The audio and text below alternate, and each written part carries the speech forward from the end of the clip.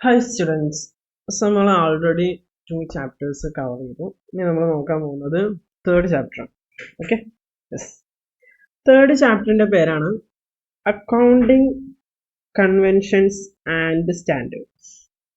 So നമ്മൾ പറഞ്ഞോടാ നമ്മൾ ഇതിന്റെ തൊട്ട് മുമ്പിൽ നമ്മൾ പറഞ്ഞു അക്കൗണ്ടിങ് നമ്മൾ യൂസ് ചെയ്യുന്ന കുറേ എന്താ പറയാ പ്രിൻസിപ്പിൾസ് അല്ലെങ്കിൽ rules different kind of concept നമ്മൾ ഡിസ്കസ് ചെയ്തിട്ടുണ്ടായിരുന്നു. ഓക്കെ, പല പല കൺസെപ്റ്റ്, എന്താ പറയുക, ബിസിനസ് എൻറ്റിറ്റി കൺസെപ്റ്റ്, അതുപോലെ തന്നെ മാച്ചിങ് കൺസെപ്റ്റ് എന്നൊക്കെ പറയും. ഇതൊക്കെ എന്താണ് നമ്മുടെ അക്കൗണ്ടിങ് ചെയ്യുമ്പോൾ അല്ലെങ്കിൽ നമ്മുടെ ബിസിനസ്സിൽ നമ്മൾ യൂസ് ചെയ്യുന്ന ഡിഫറെൻറ്റ് കൈൻഡ്സ് ഓഫ് എന്താണ് കൺസെപ്റ്റുകളാണ്. സോ അതുപോലെ തന്നെ ഈ കൺവെൻഷൻസ് അല്ലെങ്കിൽ സ്റ്റാൻഡേർഡ്സ് എന്ന് പറഞ്ഞാൽ എന്താ പറയുക, നമ്മുടെ അക്കൗണ്ടിങ് നമ്മൾ ചെയ്യുമ്പോൾ നമ്മൾ ഫോളോ ചെയ്യേണ്ട റൂൾസ് ആൻഡ് റെഗുലേഷൻസ് അല്ലെങ്കിൽ ലോസ് അല്ലെങ്കിൽ പ്രിൻസിപ്പിൾസ്, നമ്മൾ കുറേ തത്വങ്ങൾക്ക് അടിസ്ഥാനത്തിലാണ് അക്കൗണ്ടിങ് ചെയ്യുന്നത്. സോ അക്കൗണ്ടിങ് ചെയ്യുമ്പോൾ നമ്മൾ ശ്രദ്ധിക്കേണ്ട കാര്യങ്ങളാണ് എന്ത് ചെയ്യുന്നത്. അപ്പോൾ ഇതും ഡിസ്കസ് ചെയ്യും. Okay, yes. അപ്പോൾ നമ്മൾ ഓരോ ഡുവൽ എൻറ്റിറ്റി ബിസിനസ് എന്ന് പറഞ്ഞ കുറേ കൺസെപ്റ്റുകളില്ല, ആ കൺസെപ്റ്റിന്റെ മുകളിലാണ് എന്ത് ചെയ്യുന്നത് അക്കൗണ്ടിങ് നിൽക്കുന്നത്. ആ കൺസെപ്റ്റുകളെ ഇൻക്ലൂഡ് ചെയ്തിട്ടാണ് ഒരു അക്കൗണ്ടിങ് ചെയ്യുന്നത്. അങ്ങനെ ചെയ്യുമ്പോഴാണ് അതൊരു പെർഫെക്റ്റ് അക്കൗണ്ടിങ് ആവുന്നത്. സോ നമുക്ക് എന്താണ് അക്കൗണ്ടിങ് കൺവെൻഷൻസ് എന്താണെന്ന് ആദ്യം നോക്കാം. ഓക്കെ, ഇതുണ്ടോ, നിങ്ങൾ കഴിഞ്ഞ ക്ലാസ്സിൽ പല പല എന്ത് ചെയ്തു, പല പല കൺസെപ്റ്റുകൾ പഠിച്ചു എന്ന് ഇവിടെ പറയുന്നുണ്ട്. Okay, yes.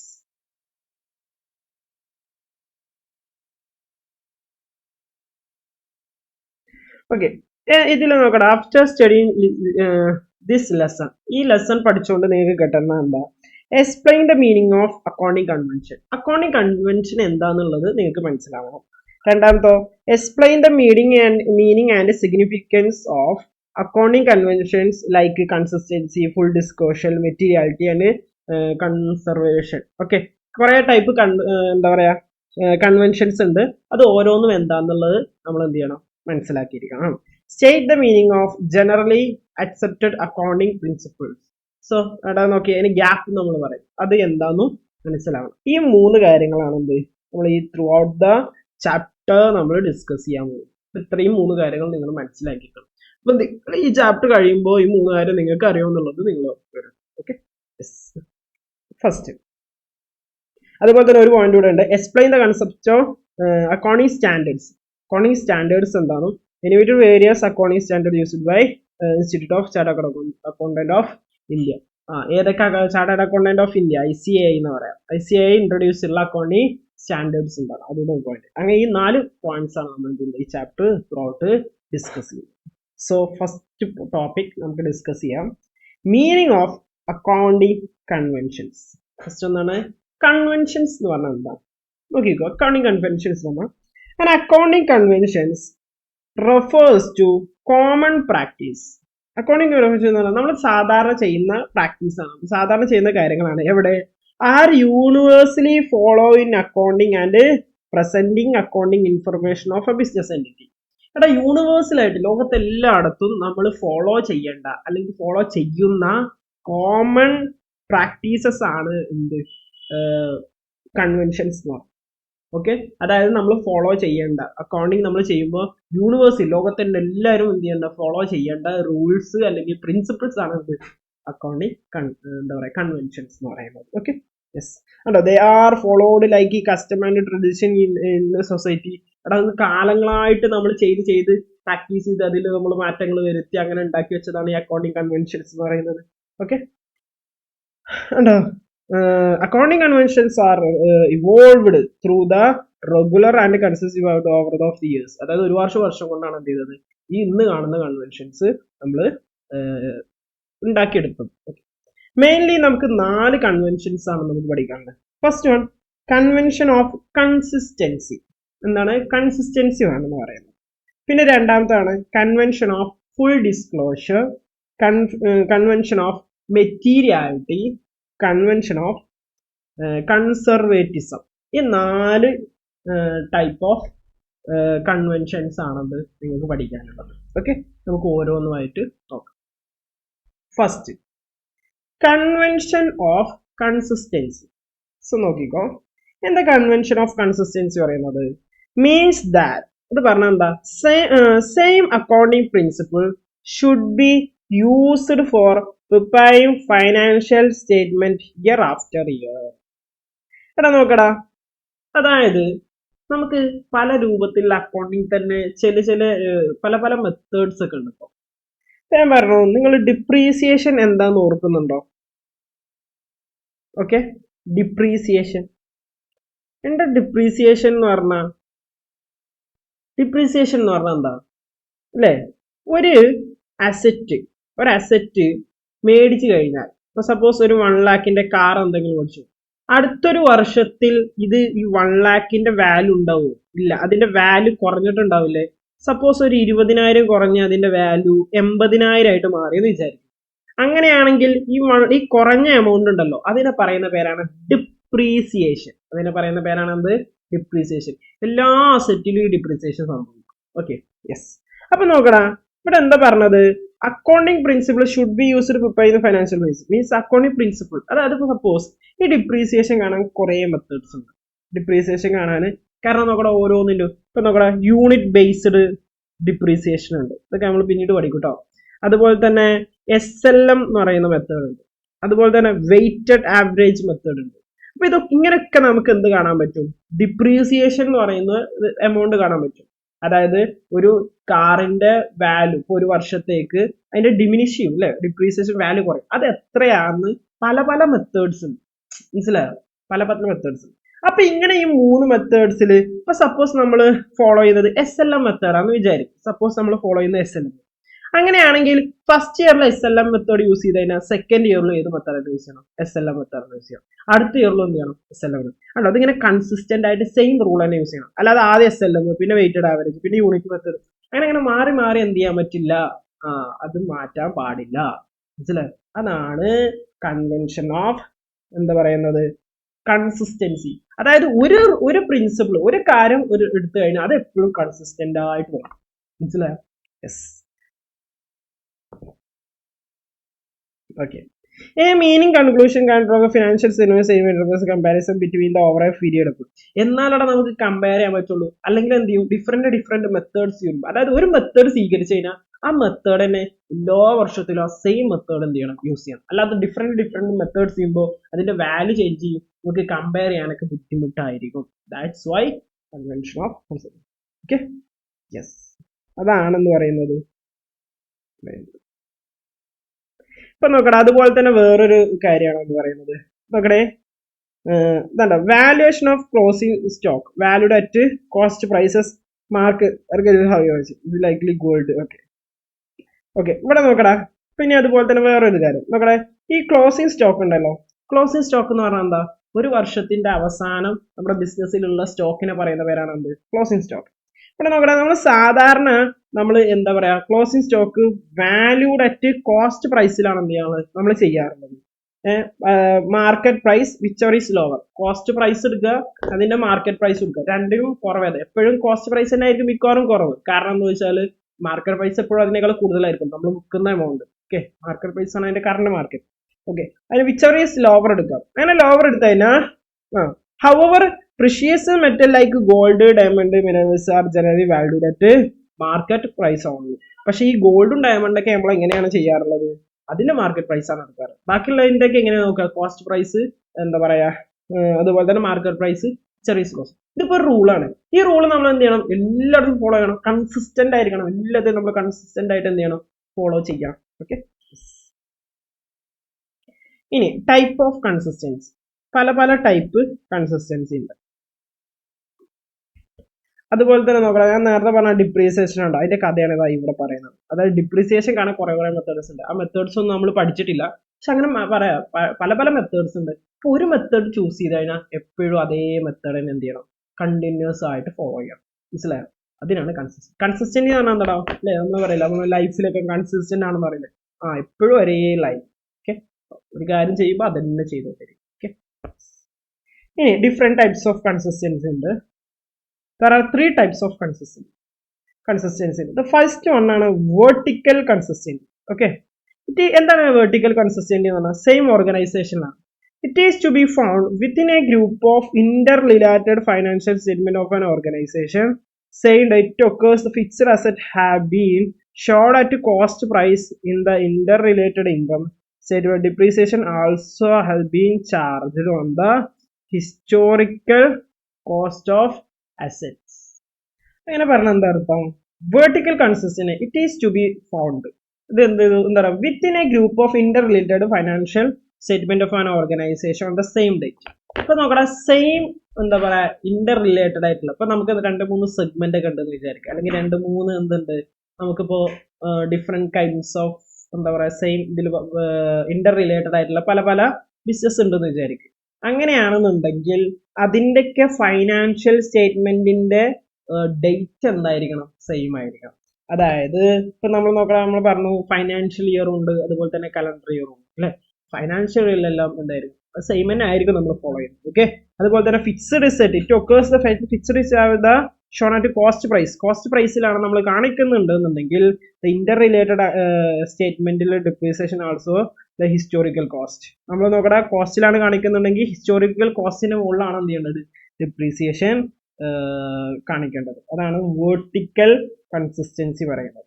ഓക്കെ, രണ്ടാമതാണ് ഹൊറിസോണ്ടൽ കൺസിസ്റ്റൻസി. ഓക്കെ, വെർട്ടിക്കൽ എന്ന് പറഞ്ഞാൽ എന്താണ്? ആക്ച്വലി ഇങ്ങനെയുള്ളതിനാണ് പറയുന്നത് vertical. Okay, yes. Then second one ആണ് എന്ത്? ഹൊറിസോണ്ടൽ കൺസിസ്റ്റൻസി എന്ന് പറഞ്ഞാൽ എന്താ? This consistency is to be found എന്താണ്? Financial statement of an entity for the period to period. Thus the help to compare the financial statement between 2 years and ഇതൊക്കെ എന്തിൽ consistent ആയിരിക്കണം? ടൈമിൽ കൺസിസ്റ്റന്റ് ആയിരിക്കണം. ഇപ്പൊ നോക്കണം ഫസ്റ്റത്തെ 1 year പിന്നെ 6 മാസത്തെ ഫൈനാൻഷ്യൽ സ്റ്റേറ്റ്മെന്റ് പ്രിപ്പയർ ചെയ്യാൻ പറ്റുമോ? ചെയ്യാറില്ല. കാരണം അത് കൺസിസ്റ്റന്റ് ആയിരിക്കണം. ആദ്യം 1 yearലെ പിന്നെ 1 year. അതായത് same duration of first April to 31st March വരെയുള്ള 1 year. അങ്ങനെയാണല്ലോ നമ്മൾ സാധാരണ ഫൈനാൻഷ്യൽ എന്താ പറയാ ഇയർ എന്ന് പറയുന്നത്. സോ അപ്പോൾ ഓരോ ഫൈനാൻഷ്യൽ ഇയറിലും അതായത് ഓരോ ഇയർ ആയിരിക്കണം, സെയിം ടൈം ആയിരിക്കണം. ഓക്കെ, അല്ലാതെ ഫസ്റ്റത്തെ 6 മാസം അങ്ങനെ നമ്മൾ ചെയ്യാറില്ല. 1 year പിന്നെ 6 മാസത്തെ നമ്മൾ ഉണ്ടാക്കുന്നു, പിന്നെ ഫൈനാൻസ് 2 yearൽ ഉണ്ടാക്കും. അങ്ങനെ ആകുമ്പോൾ നമുക്കത് കമ്പയറബിൾ ആയിരിക്കും? കമ്പയറബിൾ ആയിരിക്കില്ല. അപ്പോൾ ഹൊറിസോണ്ടൽ കൺസിസ്റ്റൻസി എന്താ പറയുന്നത്? ടൈം നമ്മൾ ഇതിന് വേണ്ടിയിട്ടുള്ള എടുക്കുന്നത്. നമ്മൾ ഫൈനാൻഷ്യൽ ഇത് പ്രിപ്പയർ ചെയ്യുമ്പോൾ this consist forward financial period to period ആയിരിക്കും. മനസ്സിലാവും? യെസ്, അതായത് ആ ടൈം എന്തായിരിക്കണം? ഈക്വൽ ആയിരിക്കണം. അടുത്താണ് dimensional consistency. Two organizations in the same trade. This consists to be found in the statement of two different business entities of same period. രണ്ടും same പീരിയഡിലായിരിക്കണം. Okay, 2 business entities ഉണ്ടെന്നുണ്ടെങ്കിൽ കൂടെ എന്താ പറയണം? അത് സെയിം ട്രേഡ് ആണെന്നുണ്ടെങ്കിൽ അവർ എന്താണ് ചെയ്യുന്നത്? സെയിം എന്താ പറയാ സെയിം ഫൈനാൻഷ്യൽ ഇയേഴ്സ് ആയിരിക്കണം എന്ത് ചെയ്യുന്നത്? ഫോളോ ചെയ്യേണ്ടത്. അപ്പൊ നമ്മുടെ 2 എൻറ്റിറ്റീസ് സെയിം ഇത് യൂസ് ചെയ്യുകയാണെന്നുണ്ടെങ്കിൽ എന്ത് ചെയ്യാൻ പറ്റും? നമുക്കത് കമ്പയർ ചെയ്യാൻ പറ്റും എന്നാണ് ഡയമെൻഷണൽ കൺസിസ്റ്റൻസി എന്ന് പറയുന്നതിൽ ഉദ്ദേശിക്കുന്നത്. അപ്പൊ 3 types ഓഫ് കൺസിസ്റ്റന്റ് ഉണ്ട്. ഇൻ ഡീറ്റെയിൽ ആയിട്ട് പഠിക്കേണ്ട ആവശ്യമൊന്നുമില്ല. ഏതൊക്കെയാണ് അതൊന്ന് മനസ്സിലാക്കുക എന്ന് പറഞ്ഞാൽ വെർട്ടിക്കൽ കൺസിസ്റ്റൻസി. വെർട്ടിക്കൽ ആണ് ഇങ്ങനെ കുത്തനെ ഉള്ളതെന്നാണ്. Horizontal consistency. ഹൊറിസോണ്ടൽ എന്ന് പറഞ്ഞാൽ അതെങ്ങനെ? Okay, yes. അതുപോലെ തന്നെ നമ്മുടെ ഡയമെൻഷണൽ കൺസിസ്റ്റൻസി. ഈ 3 കൺസിസ്റ്റൻസിയാണ് ഉള്ളത്. Okay, yes. ഇതിന്റെ സിഗ്നിഫിക്കൻസ് എന്താ നമ്മൾ ഈ കൺസിസ്റ്റൻസി ഫോളോ ചെയ്യുന്നതിന്റെ benefits? To facilitate the help ചെയ്യും എന്തിന്? Comparative analysis of financial statement. 2 financial statement എന്താടാ ഇപ്പൊ നോക്കടാ, ഫൈനാൻഷ്യൽ സ്റ്റേറ്റ്മെന്റ് നമ്മൾ ഇയർലി ആണ് എന്ത് ചെയ്യുന്നത്? സാധാരണ നമ്മൾ പ്രിപ്പയർ ചെയ്യുന്നത്. ഈ ഇയർലി അല്ലാതെ പ്രിപ്പയർ ചെയ്യുന്നതുകൊണ്ട് സപ്പോസ് ഒരു ഫൈനാൻഷ്യൽ സ്റ്റേറ്റ്മെന്റ് 1 yearലോട്ട്, ഒരു ഫൈനാൻഷ്യൽ സ്റ്റേറ്റ്മെന്റ് 6 monthsലോട്ടാണെന്ന് വിചാരിക്കുക. അങ്ങനെ വെച്ചത് കമ്പയറബിൾ ആണോ? അല്ല. കാരണം അത് രണ്ടും സെയിം ഡ്യൂറേഷൻ അല്ല. അതാണ് കൺസിസ്റ്റൻസി പറയുന്നത്. അതൊക്കെ എന്തായിരിക്കണം? കൺസിസ്റ്റന്റ് ആയിരിക്കും. ഒന്ന് 1 year ആച്ചാൽ മറ്റൊരു 1 year ആയിരിക്കും. അങ്ങനെയാണെങ്കിൽ അത് എന്ത് ചെയ്യാൻ പറ്റും? കമ്പയറബിൾ ആവും. അപ്പൊ ആ കമ്പയറബിലിറ്റിക്ക് എന്ത് ഹെൽപ്പ് ചെയ്യും? ഈ കൺസിസ്റ്റൻസി എന്ന് പറയുന്ന കൺസെപ്റ്റ് ഹെൽപ്പ് ചെയ്യും. It ensures the uniformity in charge and depreciation on fixed asset and value the closing stock. ഞാൻ ഇവിടെ പറഞ്ഞു നമ്മൾ എന്ത് അല്ലെ ഫിക്സ്ഡ് അസറ്റ് നമ്മളിപ്പോ എന്താ പറയാ കോസ്റ്റിലാണ് നമ്മൾ ഫിക്സ്ഡ് അസറ്റിന്റെ വാല്യൂ നമ്മൾ എടുക്കുന്നുണ്ടെങ്കിൽ എല്ലായിടത്തും അത് എന്ത് ചെയ്യണം? കൺസിസ്റ്റന്റ് ആയിട്ട് ഫോളോ ചെയ്യണം.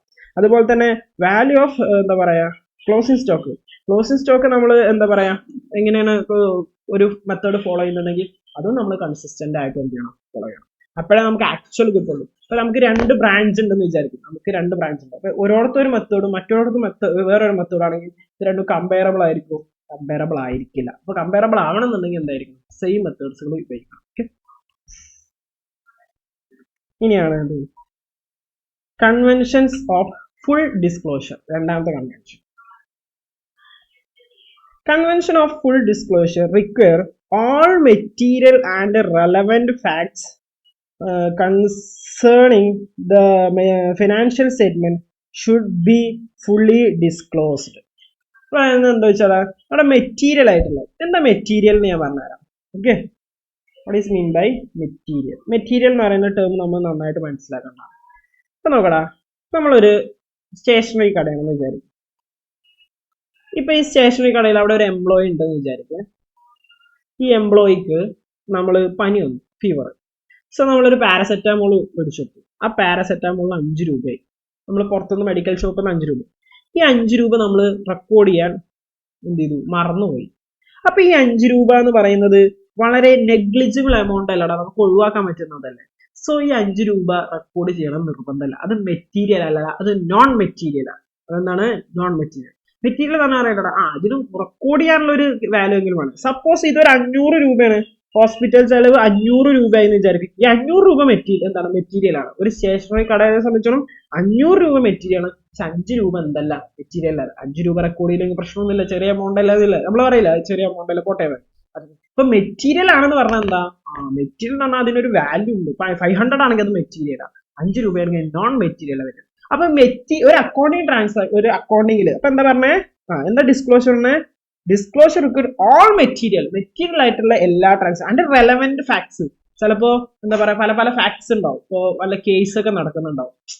അത് നിങ്ങളിപ്പോ അവിടെ എത്തിയിട്ടില്ല, നമ്മൾ വഴിയെ പഠിച്ചോളൂ. അതായത് ഇപ്പൊ റെലവെന്റ് ഫാക്ട്സ് എന്ന് പറഞ്ഞാൽ എന്താ പറയുക? ഇപ്പൊ സപ്പോസ് ഒരു കേസ് നടക്കുന്നുണ്ടെന്ന് വിചാരിക്കും. നമ്മളൊരു ഹോട്ടലാന്ന് വിചാരിക്കും. ഹോട്ടൽ, ഈ ഹോട്ടലിൽ ഒരാൾ ഫുഡ് കഴിക്കാൻ വന്നപ്പോ എന്ത് ചെയ്തു? എന്തെങ്കിലും ഫുഡിൽ നിന്ന് എന്തെങ്കിലും കിട്ടി, സപ്പോസ് എലിയോ എന്തെങ്കിലും കിട്ടിയെന്ന് വിചാരിക്കും. അങ്ങനെയാണെങ്കിൽ അയാൾ കേസ് കൊടുത്തു. ഈ കേസ് കൊടുത്തു കഴിഞ്ഞാൽ കോടതി നമുക്ക് എന്ത് ചെയ്യും? ഡാമേജ് നമുക്ക് പെനാൽറ്റി തരും. സപ്പോസ് ഒരു 1 lakh തരും എന്ന് വിചാരിക്കും. അങ്ങനെ ഈ 1 lakh എന്ന് പറയുന്നത് നമ്മുടെ അക്കൗണ്ടിങ്ങിനെ നന്നായിട്ട് ബാധിക്കും. അപ്പൊ ഇതിന് വേണ്ടിയിട്ട് നമ്മൾ പ്രൊവിഷൻ ക്രിയേറ്റ് ചെയ്യും. പ്രൊവിഷൻ എന്താണെന്നൊക്കെ വഴി പറയും. അപ്പൊ നോക്കണം, ഇത് റെലവെന്റ് ഫാക്ട്. അങ്ങനെ സംഭവം നടന്നു നമ്മൾ എവിടെ റെക്കോർഡ് ചെയ്യണം? അല്ലെങ്കിൽ ഇതിന്റെ ഒരു എഫക്റ്റ് എവിടെ വരണം? അക്കൗണ്ടിങ്ങിൽ വരണം. കാരണം ഈ 1 lakh ചിലപ്പോൾ നമ്മൾ കൊടുക്കേണ്ടി വരും. അപ്പൊ ആ 1 lakh നമ്മൾ ഫൈൻഡ് ചെയ്യണ്ടായി. യെസ്, അതിനെ പറയുന്നത് relevant fact of concerning financial statement should be fully disclosed. ഇങ്ങനെ മെറ്റീരിയൽ ആയിട്ടുള്ളത്, മെറ്റീരിയൽ എന്ന് പറഞ്ഞില്ലേ നേരത്തെ പറഞ്ഞ പോലെ 500ഉം 500ഉം 5 തമ്മിൽ ഡിഫറൻസ്. അങ്ങനത്തെ മെറ്റീരിയൽ ആയിട്ടുള്ളതും ഇതുപോലത്തെ റെലവെന്റ് ആയിട്ടുള്ള ഫാക്ട്സ്, നമ്മുടെ ബിസിനസ്സുമായി ബന്ധപ്പെട്ടുള്ള എല്ലാ റെലവെന്റ് ഫാക്ട്സും എന്ത് ചെയ്യണം? ഡിസ്ക്ലോസ് ചെയ്യണം. അത് നമ്മുടെ ഫൈനാൻഷ്യൽ സ്റ്റേറ്റ്മെന്റ്, നമ്മൾ ഉണ്ടാക്കുന്ന റിപ്പോർട്ടില്ലേ, അക്കൗണ്ടിങ്ങിന്റെ റിപ്പോർട്ട് ഒരു വർഷത്തിന്റെ അവസാനത്തിൽ, അതിൽ ഫുള്ളി ഡിസ്ക്ലോസ് ചെയ്യണം. ഓക്കെ, താഴെ എന്ത് ചെയ്യുന്നുണ്ട്? അതിനെ പറ്റി ഒന്നുകൂടെ പറയുന്നുണ്ട്. Full disclosure mean there should full and fair and adequate disclose of accounting. Adequate എന്ന് പറയുന്നത് എന്താടാ? കറക്റ്റ് ആയിട്ടായിരിക്കണം. ഒരാൾക്ക് അത് വായിച്ചാൽ മനസ്സിലാവണം അതെന്താ സമയം. ആവശ്യമായിട്ടുള്ള, അഡിക്വേറ്റ് എന്ന് പറഞ്ഞാൽ എന്താ? സഫിഷ്യന്റ്, ആവശ്യമായിട്ടുള്ള രൂപത്തിൽ നമ്മൾ അത് എന്ത് ചെയ്യണം? ഡിസ്ക്ലോസ് ചെയ്യണം. Means sufficient set of information. Fair എന്ന് പറയുന്നത് എന്തായിരിക്കണം? Fair indicates. ഫെയർ എന്ന് പറഞ്ഞാൽ എന്താ? സത്യസന്ധമായിട്ട്, ഉഡായിപ്സ് ഒന്നും കാണിക്കരുത്. ഇപ്പൊ സപ്പോസ് നമുക്ക് അക്കൗണ്ടിങ്ങിലൊക്കെ ഇഷ്ടംപോലെ ഉഡായിപ്സ് ഉണ്ട്, ഇപ്പോൾ ഫെയർ ആയിരിക്കും. ഓക്കെ, ഫുൾ ഡിസ്ക്ലോഷർ എന്ത് ചെയ്യണം? നമ്മൾ ചെയ്യണം എന്നാണ് നമ്മൾ എന്ത് ചെയ്യുന്നത്? കൺവെൻഷൻ ഓഫ് ഫുൾ ഡിസ്ക്ലോഷറിൽ പറയുന്നുണ്ട്. ഇവിടെ 2-3 എക്സാമ്പിൾസ് ഒക്കെ പറയുന്നുണ്ട്. ഇപ്പൊ ഞാൻ 2 എക്സാമ്പിൾസ് പറഞ്ഞു. Okay, net sailors 1,50,000 imported of interest of parties non amount gross sale which may be 2 lakh and the sale return 15.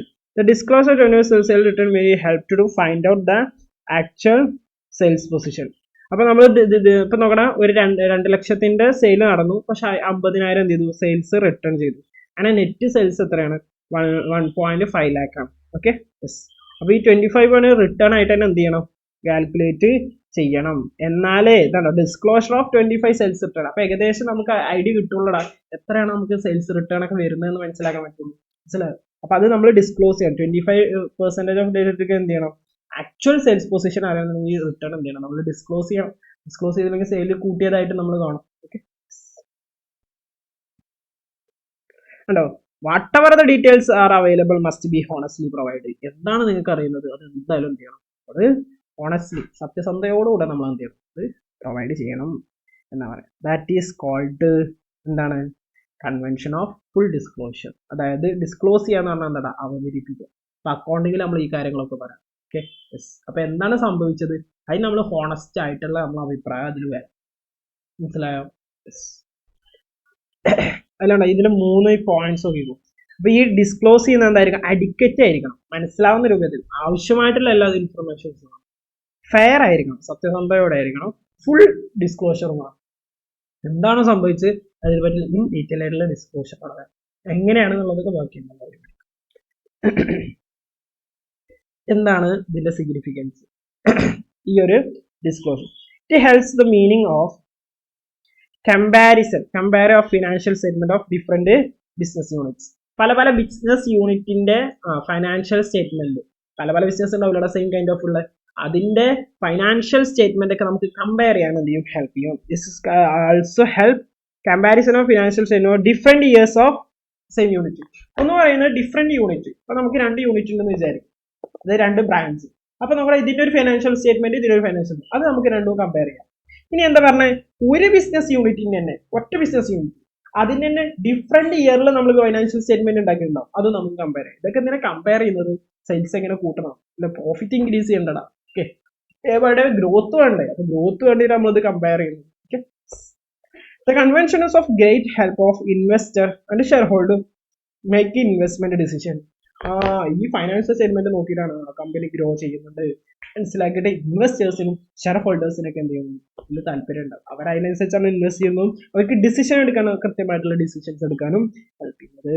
The convention of full disclosure present reliable information, അല്ലേ? നമുക്ക് വിശ്വസിയോ എല്ലാ കാര്യങ്ങളും ഡിസ്ക്ലോസ് ചെയ്തിട്ട് നമുക്ക് മനസ്സിലാവും അത് റിയലബിൾ ആണ്, വിശ്വസിക്കാൻ പറ്റിയ ഫൈനാൻഷ്യൽ സ്റ്റേറ്റ്മെന്റ് കറക്റ്റ് ആണ്.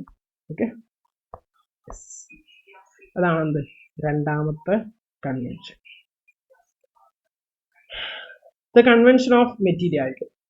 ഈ മെറ്റീരിയൽ എന്താ ഞാൻ ആൾറെഡി പറഞ്ഞു. ഓക്കെ, മൂന്നാമത്തെ കൺവെൻഷൻ ആണ് convention of materiality. Okay, materiality ഞാൻ എന്താ പറഞ്ഞു നോക്കട്ടെ, നമുക്ക് ജസ്റ്റ് ഒന്ന് വായിക്കാം. The convention of materiality state that, convention of materiality എന്താ പറയുന്നത്? To make financial statement meaningful only material facts.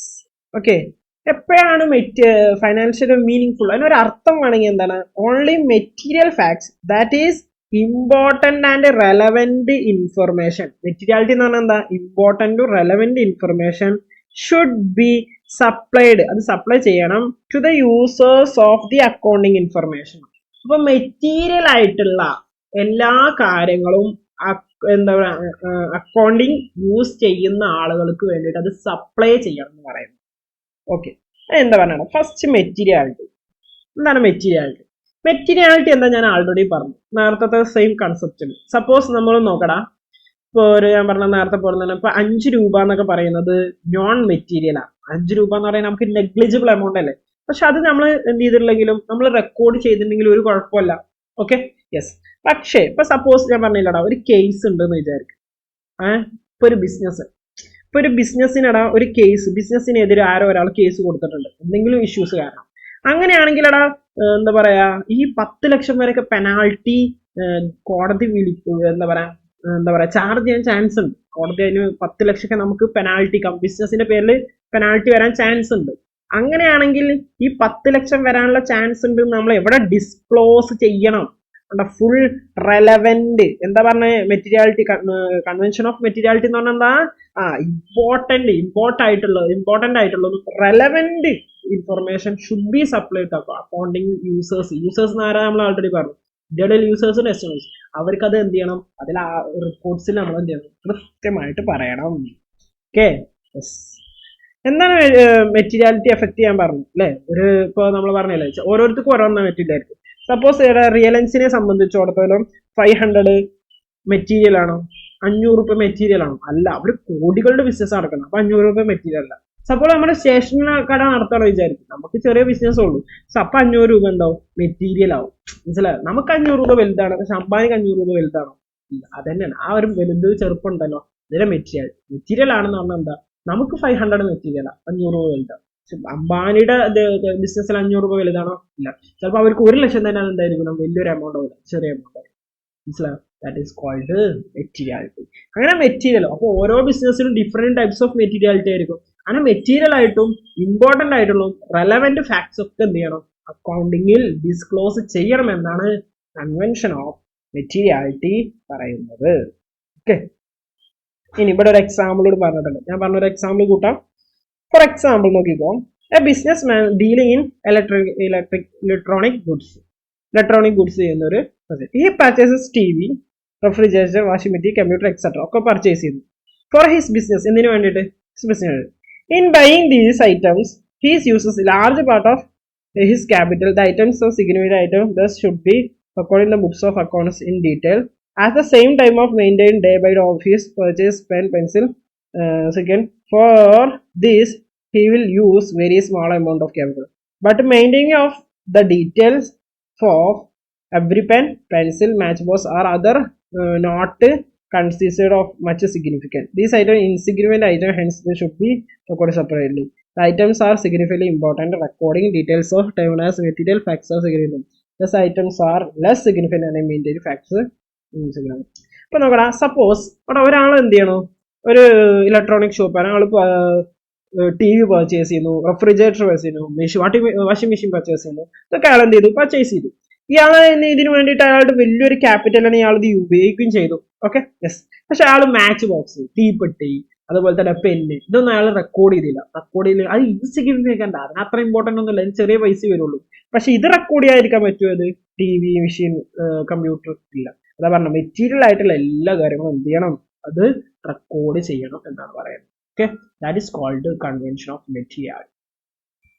പിന്നെ പറയുന്ന ഒരു കാര്യമുണ്ട്, നോക്കടാ, the according this convention important and significance items. ഈ സിഗ്നിഫിക്കന്റ് ഐറ്റംസ് ഉണ്ടല്ലോ, ഇപ്പൊ ടി വി മേടിച്ചു, റെഫ്രിജറേറ്റർ മേടിച്ചു, അപ്പൊ എന്ന് പറയുന്നത് എന്താ, അതൊക്കെ എന്ത് ചെയ്യാം? Item should be record in there എന്താ പറയാ റെസ്പെക്റ്റീവ് ഹെഡ്. അപ്പൊ നോക്കണം, അപ്പൊ ടി വി എന്ന് പറയുന്നത് നമ്മളൊരു അക്കൗണ്ട് എന്ത് ചെയ്യുന്നുണ്ടാവും? കീപ്പ് ചെയ്യുന്നുണ്ടാവും. മനസ്സിലായോ? അപ്പൊ ആ ടി വി എന്ന് പറയുന്ന അക്കൗണ്ട്, റെഫ്രിജറേറ്റർ, അതൊക്കെ ഡിഫറെന്റ് ആയിരിക്കും. കാരണം അതിന് വലിയ എമൗണ്ട് ഓഫ് മണി നമ്മൾ ചെലവാക്കുന്നുണ്ട്. ഓക്കെ, സോ അത് കറക്റ്റ് ആയിട്ട് എന്ത് ചെയ്യണം? നമ്മൾ റെക്കോർഡ് ചെയ്യണം. ആൾ ഇമ്മെറ്റീരിയൽ ഓർ ഇൻസിഗ്നിഫിക്കന്റ് ഐറ്റംസ്, അത്ര മെറ്റീരിയൽ അല്ലാത്തപ്പോ പെന്ന്, പെൻസിൽ, അതൊക്കെ പാടെ എന്ത് ചെയ്താൽ ഇപ്പൊ തീപ്പെട്ടി മേടിച്ചു എന്നൊക്കെ എഴുതേണ്ട ആവശ്യമുണ്ടോ? ഇല്ല. അതൊക്കെ പാടെ സ്റ്റേഷനറി എന്ന് പറയുന്ന ഒരു അക്കൗണ്ടിൽ എല്ലാം പാടെ ഇൻക്ലൂഡ് ചെയ്താൽ മതി. പെന്നും പെൻസിലും എല്ലാം പാടെ. അല്ല പെന്ന് മേടിച്ചു എന്നൊരു ട്രാൻസാക്ഷൻ എൻ്റർ എഴുതുക, പെൻസിൽ മേടിച്ചു, അതൊന്നും സെപ്പറേറ്റ് എഴുതുക. അതെല്ലാം പാടെ നമ്മൾ സ്റ്റേഷനറി എന്ന് പറഞ്ഞിട്ടാണ്. ഓക്കെ, അല്ലെങ്കിൽ അതർ എക്സ്പെൻസ് എല്ലാം പാടെ, ബാക്കിയുള്ള അല്ലെങ്കിൽ മിസലേനിയസ് എക്സ്പെൻസ്, പല പല പല ചെലവുകളുണ്ടാവും. ചെറിയ ചെറിയ എമൗണ്ട് നമ്മൾ അങ്ങനെ ഇൻക്ലൂഡ് ചെയ്യാം ഉണ്ടാവും. Clubbed to under a different accounting period. Okay, അതൊക്കെ നമുക്ക് എന്ത് പറ്റും?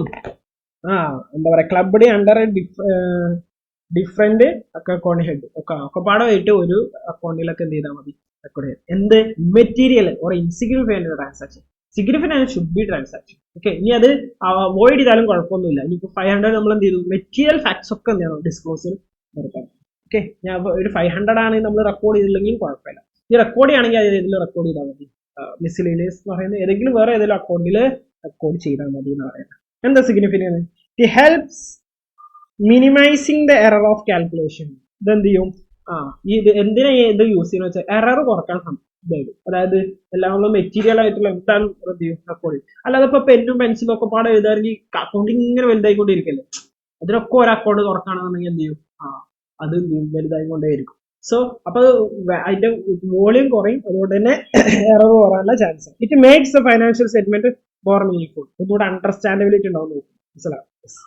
It saves times and resources. Time ഉണ്ടാവും. എല്ലാ കാര്യങ്ങളും നമ്മൾ ചെറിയ ചെറിയ കാര്യങ്ങളും നമ്മളെല്ലാം ഒരുമിച്ച് റെക്കോർഡ് ചെയ്യുന്നത്. സോ ടൈംസും റിസോഴ്സസ് ഒക്കെ നമുക്കൊന്നുകൂടെ കിട്ടുന്ന പറയാം. ഇനി അടുത്തതാണ് നാലാമത്തത്. എന്താണ്? Convention of conservatism.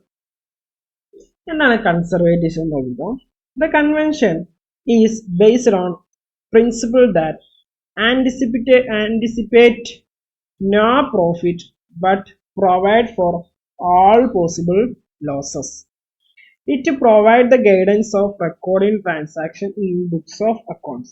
It is based on the policy of playing safe in regard showing profit. The main objective of convention is of minimum profit. എന്താന്ന് ഞാൻ പറഞ്ഞുതരാം. സോ എടാ, നമ്മൾ നേരത്തെ പറഞ്ഞ സെയിം കാര്യം. ഈ കൺസർവേറ്റീവ്സ് എന്ന് പറഞ്ഞാൽ എന്താ പറയുക? ഇപ്പൊ സപ്പോസ് നമ്മുടെ ഒരു ബിസിനസ് ഹോട്ടൽ ബിസിനസ്സാണ്. എന്ത് ബിസിനസ്സാണ്? ഹോട്ടൽ. സപ്പോസ് നമ്മൾ നോക്കടാ, ഹോട്ടൽ ബിസിനസ്സാണ് നമ്മൾ നടത്തിക്കൊണ്ടിരിക്കുന്നത്. സപ്പോസ് നമ്മളൊരു കസ്റ്റമർ ഇതിലോട്ട് വന്നപ്പോൾ ഹോസ്റ്റലിലോട്ട് നമ്മളിപ്പോൾ ഒരു 5 സ്റ്റാർ ഹോട്ടലോ whatever it is. So അവരത് ഫുഡ് കഴിക്കുമ്പോൾ അവർക്ക് ഫുഡൊന്നും കിട്ടാൻ പറ്റാത്ത എന്തെങ്കിലുമൊക്കെ കിട്ടിയെന്ന് വിചാരിക്കും, ഇല്ലയോ വാട്ട് എവർ ഇറ്റ് ഈസ്. അപ്പോൾ നമ്മൾ ഹൈജീനിക് അല്ലാന്ന് അവർ മനസ്സിലാക്കുന്നു. തുടർന്ന് അവർ കേസായിട്ട് എന്ത് ചെയ്യുന്നു? കോടതിയെ സമീപിക്കും. അവർ കേസ് കൊടുക്കും നമുക്കെതിരെ. അങ്ങനെ ആ കേസ് നടന്നുകൊണ്ടിരിക്കുകയാണ്. ആ കേസ് നടന്നുകൊണ്ടിരിക്കുമ്പോൾ നമുക്ക് 1 lakh ഇപ്പം ഏകദേശം നമ്മൾ വക്കീലായിട്ട് സംസാരിച്ചു. നമുക്ക് വക്കീലുണ്ടാവും, നമ്മുടെ ബിസിനസ് അല്ല, നമ്മുടെ വക്കീലുണ്ടാവും.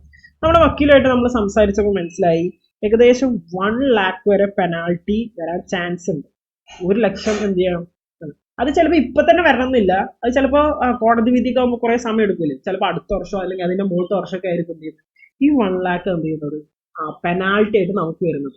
അപ്പൊ ചിലപ്പോൾ ഈ 1 lakh ഒറ്റയടിക്കാണ് വരുമ്പോൾ നമുക്ക് ചിലപ്പോൾ നമ്മളെ ബിസിനസ്സിന് എന്തുണ്ടാവില്ല, 1 lakh കൊടുക്കാനുള്ള ഒരു കപ്പാസിറ്റി ചിലപ്പോൾ അപ്പൊ ഉണ്ടാവില്ല, പൈസ ഉണ്ടായിക്കോണമെന്നില്ല. അപ്പൊ എന്ത് ചെയ്യുന്ന അറിയണം, നമ്മള് ഈ ഫൈനാൻഷ്യലിൽ ഈ സംഭവം ഉണ്ടായിരുന്നുണ്ട്, നമ്മൾ വക്കീലൊക്കെ ആയിട്ട് സംസാരിച്ചിട്ട് നമ്മൾ ഈ 1 lakhന് വേണ്ടിയിട്ട് നമ്മൾ പ്രൊവിഷൻ ക്രിയേറ്റ് ചെയ്യും. എന്ത് ചെയ്യും? പ്രൊവിഷൻ. ഓക്കെ, ഇപ്പൊ പ്രൊവിഷൻ നമ്മൾ ക്രിയേറ്റ് ചെയ്യും. പ്രൊവിഷൻ 1 lakh ക്രിയേറ്റ് ചെയ്യും നമ്മുടെ എവിടെ? നമ്മുടെ അക്കൗണ്ടിങ്ങിൽ. ഈ പ്രൊവിഷൻ എന്ന് പറഞ്ഞാൽ ആക്ച്വലി എന്താണ്? എക്സ്പെൻസ് ആണ്. പ്രൊവിഷൻ എന്ന് പറഞ്ഞാൽ ആക്ച്വലി എന്താണ്? എക്സ്പെൻസ്. അപ്പൊ ഇങ്ങനെ ഒരു എക്സ്പെൻസ് നമ്മുടെ ഇവിടെ ആക്ച്വലി എക്സ്പെൻസ് ഉണ്ടായിട്ടുണ്ടോ? ഇല്ല.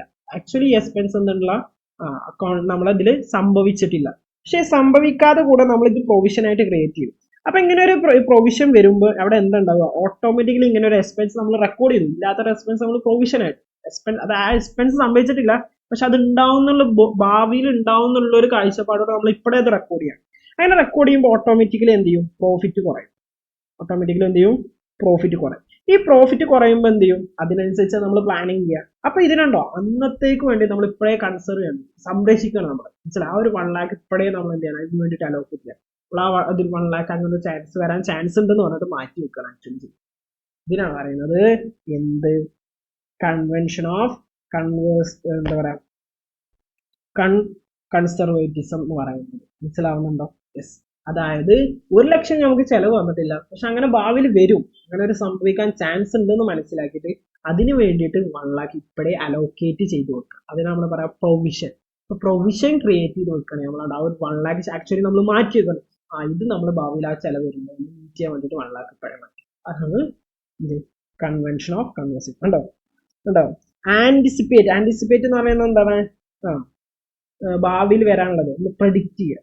No profit but provide the. ഇനിയിപ്പോ സപ്പോസ് നമ്മുടെ ഭാവിയിൽ നമുക്ക് പൈസ കിട്ടാനുള്ളതാണെന്നുണ്ടെങ്കിൽ, സപ്പോസ് ഇത് നമുക്ക് ഇപ്പോൾ എന്തെങ്കിലും കോടതി വിധി പ്രകാരം നമുക്ക് പൈസ കിട്ടാനുള്ളതാണെങ്കിൽ നമ്മൾ റെക്കോർഡ് ചെയ്യും ഇതുപോലെ പ്രൊവിഷൻ ആയിട്ട്. ബട്ട് കിട്ടാൻ വേണ്ടിയിട്ടുള്ള ഇങ്കായിട്ട് റെക്കോർഡ് ചെയ്യില്ല. അതെപ്പോഴാണ് റെക്കോർഡ് ചെയ്യുക? എപ്പോഴാണ് ആ പൈസ കിട്ടുന്നത് അപ്പോഴേ റെക്കോർഡ് ചെയ്യും. പക്ഷെ എക്സ്പെൻസ് ആണെങ്കിൽ നമ്മൾ മുൻകൂട്ടി റെക്കോർഡ് ചെയ്യും, അല്ലെങ്കിൽ നമ്മുടെ ബിസിനസ്സിന് അത് ഹാർംഫുള്ളായിട്ട് ബാധിക്കും. ഓക്കെ, ഉണ്ടോ? It is provide the recording of transaction books accounts. It is based on the policy of safe regard. Protect ചെയ്യാൻ വേണ്ടിയിട്ടാണ്, നമ്മുടെ ബിസിനസിനെ പ്രൊട്ടക്ട് ചെയ്യാൻ വേണ്ടിയിട്ടാണ്. പ്രോഫിറ്റ് കൂടുതലുണ്ട് എന്ന് മനസ്സിലായി ഈ എക്സ്പെൻസ് നമ്മൾ റെക്കോർഡ് ചെയ്യില്ല. അപ്പൊ പ്രോഫിറ്റ് കൂടും. പ്രോഫിറ്റ് കൂടുമ്പോൾ തന്നെ എന്ത് ചെയ്യും? പ്രോഫിറ്റ് കൂടുമ്പോൾ ചിലപ്പോൾ ഓണർ എന്ത് ചെയ്യും? അതിന് കൂടുതൽ പൈസ കൊടുക്കും. അപ്പൊ അത് പാടില്ല. അപ്പൊ കറക്റ്റ് ആയിട്ടുള്ള പ്രോഫിറ്റ് നമുക്ക് വരാൻ പറ്റുള്ളൂ. അപ്പൊ സേഫ് ഗാർഡ് ചെയ്യാൻ വേണ്ടിയിട്ട്, പ്രൊട്ടക്ട് ചെയ്യാൻ വേണ്ടിയിട്ടാണ് എന്ത് ചെയ്യുന്നത്? മനസ്സിലായി എന്ന് വിചാരിക്കും. അതുപോലെ തന്നെ ചിലപ്പോ നമുക്കൊരു ബിസിനസ്സിൽ കുറെ ഡെപ്റ്റ്സ് ഉണ്ടാവും അല്ലെ. അതായത് നമ്മൾ കുറെ കടത്തിന് എന്ത് ചെയ്തിട്ടുണ്ടാവും? സെല് ചെയ്തിട്ടുണ്ടാവും. കടത്തിന് എന്ത് ചെയ്തിട്ടുണ്ടാവും? കടത്തിന് കുറെ കൊടുത്തിട്ടുണ്ടാവും. അപ്പൊ നമ്മൾ സ്റ്റേഷനിൽ നമ്മുടെ നാട്ടിലാക്കുകയാണെങ്കിൽ നമ്മൾ കുറെ എന്ത് ചെയ്യും? ആൾക്കാർ നമ്മളേക്ക് കടത്തിന് മേടിച്ചു പോകും. ചില ആൾക്കാരൊന്നും പിന്നെ തിരിച്ചു തരൂല. അങ്ങനെ തിരിച്ചു തന്നിട്ടില്ല എന്നുണ്ടെങ്കിൽ നമുക്ക് നഷ്ടമല്ലേ. അപ്പൊ അതിന് വേണ്ടിയിട്ട് നമ്മൾ എന്ത് ക്രിയേറ്റ് ചെയ്യും? പ്രൊവിഷൻ ക്രിയേറ്റ് ചെയ്യും. മനസ്സിലായോ? അത് കിട്ടാനുള്ളത് കിട്ടാതെ ഇരുന്നു, അത് ആക്ച്വലി നമ്മൾ നഷ്ടമാണ്. അപ്പൊ അതിന് വേണ്ടിയിട്ടും പ്രൊവിഷൻ ക്രിയേറ്റ് ചെയ്യും. അങ്ങനെ പ്രൊവിഷൻ ക്രിയേറ്റ് ചെയ്യുമ്പോൾ നമുക്ക് എന്താ ഹെൽപ്പ്? ഇപ്പൊ കറക്റ്റ് ആയിട്ടുള്ള ആക്ച്വൽ പ്രോഫിറ്റ് കിട്ടും. അത് ചിലപ്പോൾ കിട്ടൂല. അപ്പൊ ഇപ്പോഴേ നമ്മൾ അതിന് പ്രൊവിഷൻ ക്രിയേറ്റ് ചെയ്യണം. ഓക്കെ, കിട്ടൂല നമ്മൾ പിന്നെ ഭാവിയിൽ ഡിസ്കസ് ചെയ്യും. കിട്ടിയിട്ടില്ല എന്നുണ്ടെങ്കിൽ പക്ഷേ പ്രൊവിഷൻ എപ്പോഴേ ക്രിയേറ്റ് ചെയ്യണം? ഇപ്പൊ ക്രിയേറ്റ് ചെയ്യണം. അപ്പൊ ഇപ്പൊ ക്രിയേറ്റ് ചെയ്യുമ്പോൾ അതിന്റെ ബെനിഫിറ്റ് എന്താ? അപ്പൊ ആക്ച്വൽ പ്രോഫിറ്റ് നമുക്ക് എന്ത് ചെയ്യും? അപ്പൊ കാൽക്കുലേറ്റ് ചെയ്യാൻ പറ്റും എന്നുള്ളത്. അപ്പൊ ഇങ്ങനെ നമ്മുടെ 2-3 എക്സാമ്പിൾസ് ഒക്കെ എന്ത് ചെയ്യുന്നുണ്ട്? കൊടുത്തിട്ടുണ്ട്. ഇനി എന്താണ് ഇതിന്റെ significance? It helps assert the actual profit. ഞാൻ പറഞ്ഞില്ലടാ, കറക്റ്റ് ആയിട്ടുള്ള പ്രോഫിറ്റ് അപ്പോഴാണ് മനസ്സിലാവും. കിട്ടാത്തത് കണ്ടാവും നമ്മൾ അതിനെ തള്ളിക്കളയാണ്, കാരണം അത് ആൾറെഡി പിന്നെയും സെയിലിൽ നമ്മൾ എഴുതിയിട്ടുണ്ടെന്നുണ്ടെങ്കിൽ പ്രോഫിറ്റ് പോകും. Okay, it is useful in the situation uncertainties or and doubts. ഏത് ഇപ്പൊ നമ്മൾ പറഞ്ഞില്ലടാ, അൺസർട്ടൈൻ, ഉറപ്പൊന്നുമില്ല, ചിലപ്പോൾ 1 lakh പെനാൽറ്റി വരാം, ചാൻസ് ഉണ്ട്, വക്കീല് പറഞ്ഞു. അങ്ങനെയാണെന്നുണ്ടെങ്കിൽ അതിനൊക്കെ എന്ത് ചെയ്യാണ്, അതിനൊക്കെ ടാക്കിൾ ചെയ്യാൻ, ആ സിറ്റുവേഷൻസ് ഹാൻഡിൽ ചെയ്യാൻ എന്ത് ചെയ്യും, നമ്മളെ ഹെൽപ്പ് ചെയ്യും. These helps the maintaining the capital of enterprise. ഇതെന്ത് ചെയ്യും, ഹെൽപ്പ് ചെയ്യും എന്തിന്, maintaining the capital of enterprise. എന്റർപ്രൈസിന്റെ ക്യാപിറ്റൽ കറക്റ്റായിട്ട് യൂസ് ചെയ്യാനും അത് മെയിൻറ്റെയിൻ ചെയ്യാനും നമ്മളെ ഹെൽപ്പ് ചെയ്യും. മനസ്സിലാവും, ക്യാപിറ്റൽ കുറയ്ക്കാതെ കറക്റ്റ് എപ്പോഴും ആ ക്യാപിറ്റൽ. അല്ലാന്നുണ്ടെങ്കിൽ എന്താ, പ്രോഫിറ്റ് കൂടുമ്പോൾ ക്യാപിറ്റൽ കൂടും ഓട്ടോമാറ്റിക്കലി. നമ്മളെ അതായത് ഓണേഴ്സിന് കൊടുക്കാനുള്ള ഫണ്ടാണ് എന്ത്, ക്യാപിറ്റൽ. ആ ക്യാപിറ്റൽ കൂടും, അപ്പോൾ ഓണേഴ്സ് ചിലപ്പോൾ കൂടുതൽ പൈസ അതിന് വിഡ്രോ ചെയ്യാൻ ചാൻസ് ഉണ്ട്. അപ്പോൾ കറക്റ്റ് പ്രോഫിറ്റ് കാണിക്കുമ്പോൾ പ്രോഫിറ്റ് കുറയും, ഈ പ്രൊവിഷൻസ് ഒക്കെ വന്നിട്ടുണ്ടെന്നുണ്ടെങ്കിൽ. അപ്പൊ അതിനനുസരിച്ച് അവർ വിഡ്രോ ചെയ്യുള്ളൂ.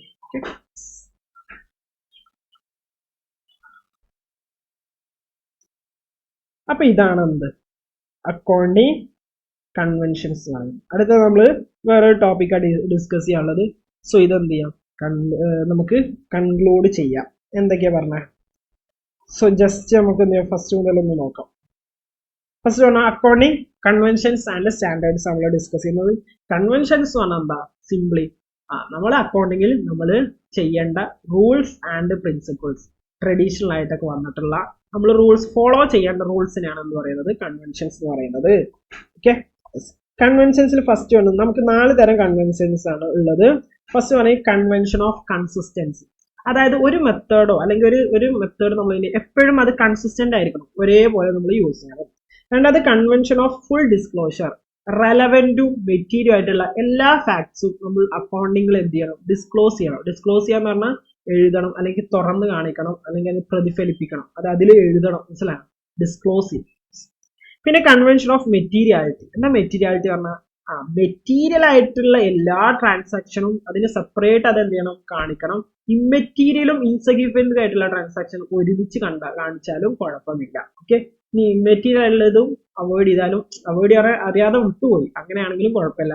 പക്ഷെ അതെന്തായിരിക്കണം, മെറ്റീരിയൽ ആണെന്നുണ്ടെങ്കിൽ അത് നിർബന്ധമായിട്ടും, ഇപ്പൊ സപ്പോസ് ഒരു TV ഒരു ഷൂസ്, അതൊക്കെ വലിയ വലിയ എമൗണ്ടിന്റെ ട്രാൻസാക്ഷൻ, അതൊക്കെ കൃത്യമായിട്ട് അതിന് സെപ്പറേറ്റ് അക്കൗണ്ടും കാര്യങ്ങളും ചെയ്യാം. വഴിയെ നമ്മൾ ഇതൊക്കെ ചെയ്യുമ്പോൾ നമ്മൾ കാണും ചെയ്യും. പിന്നെ കൺവെൻഷൻ ഓഫ് കൺസർവേറ്റിസം. കൺസർവേറ്റിസം എന്ന് പറഞ്ഞാൽ എന്താ, ഭാവിയിൽ എന്തെങ്കിലും ലോസ് എന്തെങ്കിലും വരാൻ ചാൻസ് ഉണ്ടെങ്കിൽ അതിന് ഇപ്പോഴേ പ്രൊവിഷൻ ക്രിയേറ്റ് ചെയ്യുക. നമുക്ക് ബാഡ് എപ്സ് എന്ന് പറഞ്ഞാൽ എന്താ, നമ്മൾ കുറെ കടത്തിന് കൊടുത്തിട്ടുണ്ടാവും, അത് കിട്ടാത്തതിനെയാണ് നമ്മൾ പറയുന്നത് ബാഡ് എപ്സ്. നമ്മൾ കടത്തിന് കൊടുത്തിട്ട് ആ കടം നമുക്ക് തിരിച്ചു കിട്ടൂല എന്ന് തോന്നുന്നതിനെ പറയുന്നത് ബാഡ് എപ്സ്. അപ്പൊ ആ ബാഡ് എപ്സിനൊക്കെ വേണ്ടിയിട്ട് പ്രൊവിഷൻ ക്രിയേറ്റ് ചെയ്യുക. അതങ്ങനെ അവർ തരാതെ ചിലപ്പോൾ ഇനിയും ടൈം ഉണ്ടാവും, പക്ഷെ നമ്മൾ ഇപ്പോഴേ അതിന് വേണ്ടിയിട്ട് എന്ത് ചെയ്യുക, അതൊരു എക്സ്പെൻസ് ആയിട്ട് നമ്മൾ എഴുതുന്ന പോലെ കാണിച്ചിട്ട് നമ്മൾ അതിന് എന്ത് ചെയ്യും, അത് എക്സ്പെൻസ് ആയി കാണിക്കും. അപ്പോൾ ഓട്ടോമാറ്റിക്കലി പ്രോഫിറ്റ് കുറയും. അപ്പൊ അത് എന്ത് ചെയ്യും, നമ്മളെ ഹെൽപ്പ് ചെയ്യും എന്തിന്, to maintain the capital. Okay, ഇതാണ് 4 കൺവെൻഷൻസ്. മനസ്സിലായി എന്ന് വിചാരിക്കും. ഓക്കെ ആണോ, സെറ്റ് ആണ്. അപ്പോൾ ബാക്കി ക്ലാസ്സിൽ നമ്മൾ ഇത് ഡിസ്കസ് ചെയ്യും. ബാക്കിയുള്ള ഇതില് അക്കൗണ്ടിങ് സ്റ്റാൻഡേർഡ് എന്ന് പറയുന്ന ഒരു പോർഷൻ കൂടി ഉണ്ട്, അതോടെ ഈ ചാപ്റ്റർ. Bye bye.